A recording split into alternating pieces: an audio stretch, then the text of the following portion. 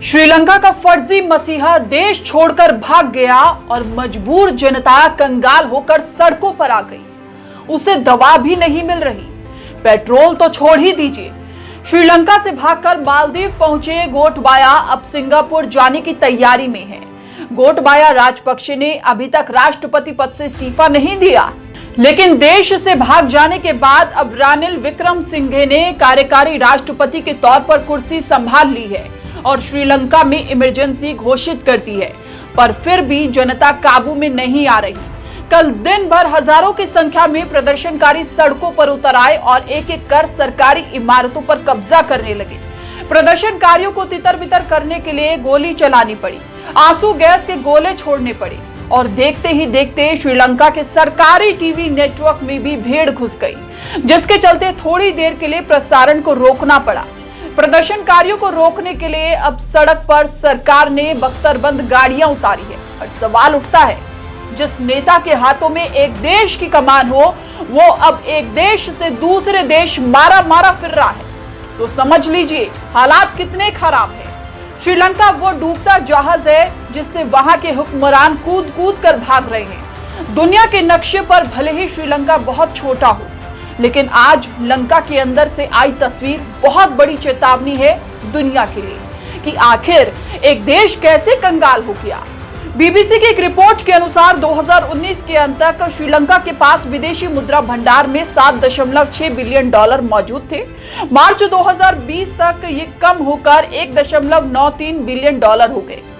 हाल ही में श्रीलंकाई सरकार की तरफ से बताया गया कि उसके पास विदेशी मुद्रा भंडार केवल 50 मिलियन डॉलर शेष है।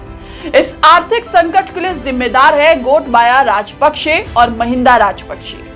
इसके अलावा राष्ट्रपति राजपक्षे ने 2019 में टैक्स कटौती का फैसला लिया। इस फैसले से एक साल में करीब 1.4 बिलियन डॉलर से अधिक का राजस्व का नुकसान हुआ। 2021 की शुरुआत में श्रीलंका में विदेशी मुद्रा की कमी एक गंभीर समस्या बन गई, तो सरकार ने रासायनिक उर्वरकों के आयात पर प्रतिबंध लगाकर उन्हें सीमित करने की कोशिश की। किसानों को रासायनिक उर्वरकों की जगह जैविक उर्वरकों का इस्तेमाल करने के लिए कहा गया। इस वजह से बड़े स्तर पर फसल बर्बाद हो गई। इसके बाद कोविड महामारी ने रही सही कसर पूरी कर दी। पर्यटन पर निर्भर श्रीलंका में सैलानियों का आना बंद हो गया और देश में आय का एक बड़ा स्रोत खत्म हो गया।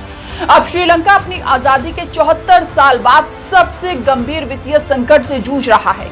श्रीलंका पर अभी करीब 51 अरब डॉलर का विदेशी कर्ज है। श्रीलंका के लोग समस्या का हल चाह रहे हैं, लेकिन किसी के पास इसका कोई हल नहीं दिख रहा। यहाँ कोई जादुई छड़ी नहीं है जो लोगों को संकट से निकाल सके।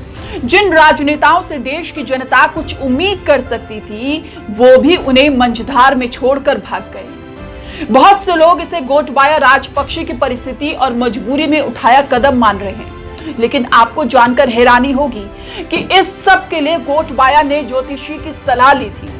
इस्तीफे की तारीख से लेकर देश छोड़ने तक के टाइम को लेकर ज्योतिषी की राय ली गई।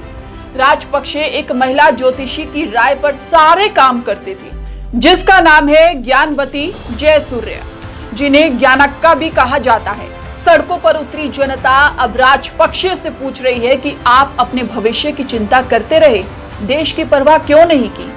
एक मुल्क के राष्ट्रपति का यूं आधी रात देश छोड़कर भागना गोटबाया को बेशक विलन साबित कर देता है, लेकिन श्रीलंका की जनता को इस मुसीबत से निकालने के लिए इंतजार है एक मसीहा का।